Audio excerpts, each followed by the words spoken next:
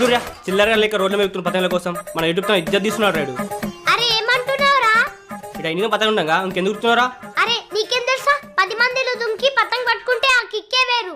సరే రా పో, ఉత్త చిల్లర లేకున్నావు.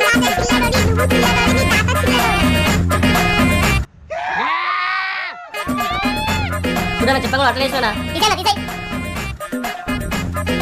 నీ వద్దలా తీసేయి. ఏందా తీసేసేది? నన్ను తీసేస్తే నీ వీడియోస్ కి వ్యూస్ కాదు కదా, నీ పతంగికి పేన్ చేయడానికి కూడా ఒక్కోడాడు. నేనే నీకు తీసేస్తున్నా, పోరా.